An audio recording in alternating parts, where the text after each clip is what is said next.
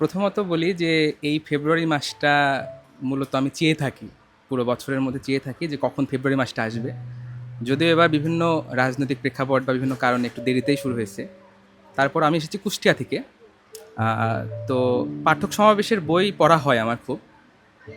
বিশেষ করে সুফিজম যেটা বললেন, আসলে লালন সমগ্রটা আমি এর আগেও নিয়েছি, যার মধ্যে অনেক আমি এক্সপেকটেশনের তুলনায় যত বেশ ভালো পেয়েছি, যেটা আমার কাছে খুব ভালো লেগেছে। বিশেষ করে এই বইটা, এই বইটিও আমার খুব ভালো লেগেছে। এই জন্য পাঠক সমাবেশের বইগুলো আমি মাঝে মাঝে পড়ার চেষ্টা করি এবং পাঠক হিসাবে পরামর্শও দেওয়ার চেষ্টা করি যে না, এটা এমন হলে হয়তো ভালো হইতো।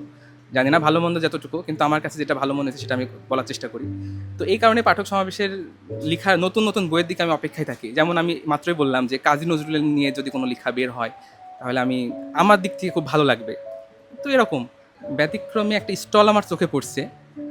স্টলটির নাম আমার যদিও স্মরণে আসছে না, কিন্তু স্টলটা আমি খুবই অবাক হয়েছি যে বর্তমান সময়ে বিশেষ করে আমাদের বয়সী যারা, তারা বই থেকে কিন্তু বিমুখ, বিশেষ করে সোশ্যাল মিডিয়ায় খুব অ্যাডিক্টেড।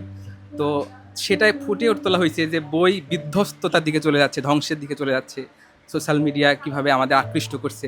তো সেই বিষয়গুলো আমার বেশ ভালো লাগলো সেই স্টলটা। আরও বেশ কিছু নতুন নতুন এসেছে চোখে, বাকিগুলো আগের মতোই। আহ, স্যার, সত্য বলতে কি আমাদের মধ্যে একটা কথা আছে এরকম যে আমরা বইমেলাতে ঘুরি, কিন্তু শেষ পর্যন্ত বই কিনে নিয়ে যায় নীলক্ষেত থেকে। এরকম একটা কথা প্রচলিত আছে।